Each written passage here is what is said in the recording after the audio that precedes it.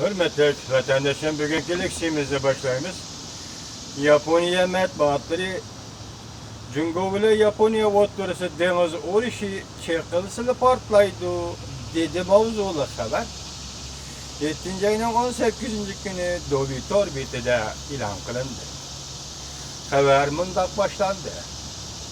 Yershar Vaqt gazeti Kanada televiziya stansiyasining 17 kundagi tahlil xabaridan naql keltirib, mundaq ko'rsatdi.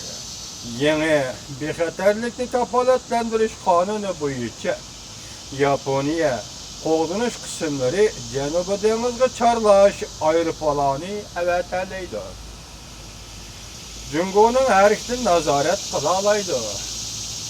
Volkutsi gazeti nazarida mundaq ko'rsatdi. Xabarida Volkutsi gazeti xabarida mundaq ko'rsatdi. Bexatarlikni kafolatlantirish qonuniga asoslanganda Amerika bilan Jungo Osiyada to'qnashib qolgan hamon Yaponiyaning Amerikaga yordam berishi normal bir voqeadir.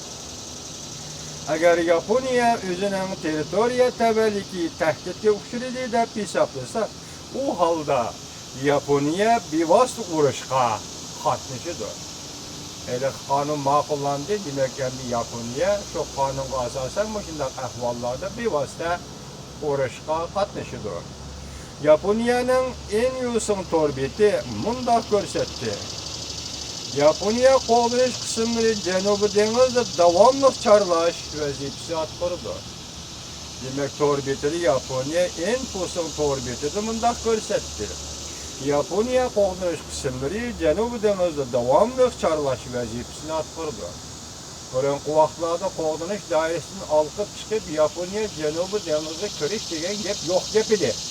Bu da haliqi qonun ma'qullangandan keyin Yaponiya armiyasi Janubiy dengizga chorlash harbiy qismlarini avatarlaydi.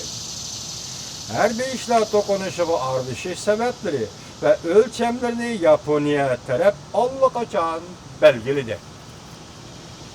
Bu intayin xatarli. Yaponiya Senkaku orollari atrofida tahdidga uchraydigan bo'lsa, shu sababli qurol ishlatiladi. Hozir Yaponiya bayqi qonunni e'lon qilgandan keyin uning hozir Janubiy dengiz Senkaku taqim orollardagi g'olsidan aytganda Senkaku taqim orollari atrofida agar Yaponiya armiyasi, Yaponiya davlati tahdidga uchrasa, o territoriyasi tahdidga uchraydi degan mazmunda yoki shunday holda va askar chiqara oladi va sababli bu rayondan qurol ishlatiladi deydi.